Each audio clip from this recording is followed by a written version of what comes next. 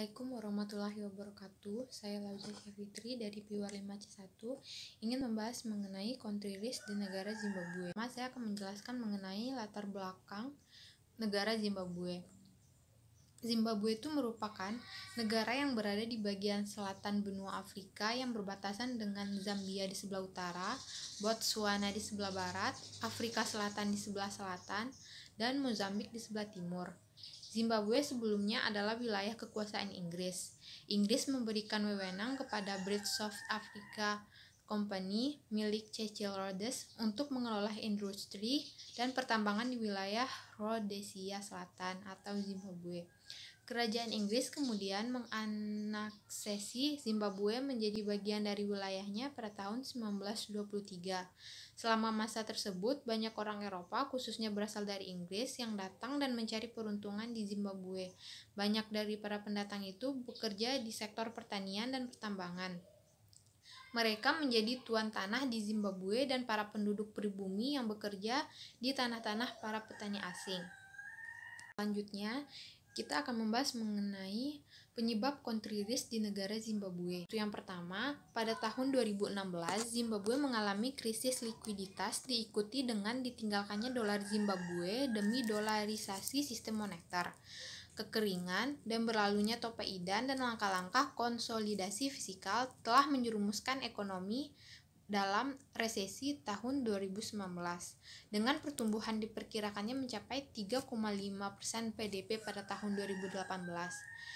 PDB berkontraksi sebesar minus 8,3% pada tahun 2019 menurut perkiraan IMF yang diperbaharui dari tanggal 14 April 2020.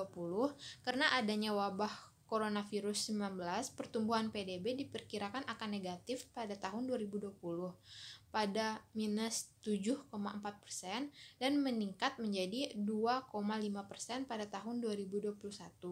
Tunduk pada pemulihan ekonomi global pasca ekonomi pandemi dan didukung oleh pemulihan sektor pertanian. Selanjutnya, penyebab country risk di negara Zimbabwe itu pada tahun 2019, kesulitan ekonomi di Zimbabwe diperparah oleh guncangan akibat kekeringan terkait fenomena iklim El Nino dan topan idai. Produksi pertanian, pasokan listrik, dan pertambangan sangat terpukul. Pada Februari 2019, defisit dan anggaran menyebabkan mengeringnya mata uang, menggoyahkan sistem nilai tukar ganda. Itu ditinggalkan dan mata uang baru dolar Zimbabwe diperkenalkan pada bulan November. Menurut IMF, inflasi turun dari 10% pada tahun 2018 menjadi 255,3% pada 2019, mendekati 300% pada bulan Agustus. Sebagian besar disebabkan oleh fluktuasi nilai tukar dan kekurangan produk dasar, yakni bahan bakar, makanan, dan listrik. Diakibatkan karenanya pandemi COVID 2019.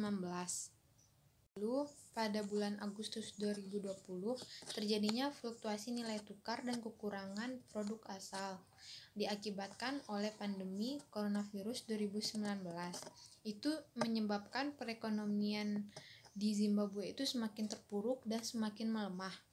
Selanjutnya kita akan membahas mengenai perdagangan di negara Zimbabwe saat terjadinya country risk dan negara apa saja yang termasuk dalam mitra dagang utama di negara Zimbabwe. Menurut perkiraan Bank Dunia yang terbaru, dalam konteks integrasi ekonomi dan regional, negara Zimbabwe telah memperkuat hubungannya dengan negara-negara anggota Southern African Development Community dan memungut bea impor yang lebih rendah dari negara-negara tersebut.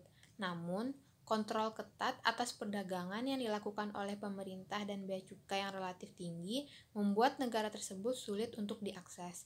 Adanya hambatan lain yang terus mempengaruhi perdagangan seperti kurangnya reformasi ekonomi dan politik jangka panjang, kontrol negara atas perusahaan, ketidaknyamanan dan kurangnya tenaga kerja yang terampil. Selanjutnya, negara Zimbabwe itu merupakan pengekspor emas sebesar 28,3%, biji nikel 22,8%, tembakau 21,4%, dan ferroalloy sebanyak 6,1%, dan berlian 2,3%, sementara itu mengimpor minyak bumi sebesar 26,8%. Namun, pada tahun 2017, defisit neraca perdagangan mencapai US dollar 1,17 miliar menurut Bank Dunia data terbaru. Pada tahun 2018, ekspor barang dagangan mencapai 4,5 miliar US dollar. Itu tuh merupakan 30% naik dibandingkan 2017. Sedangkan impor mencapai 4,1 miliar US dollar.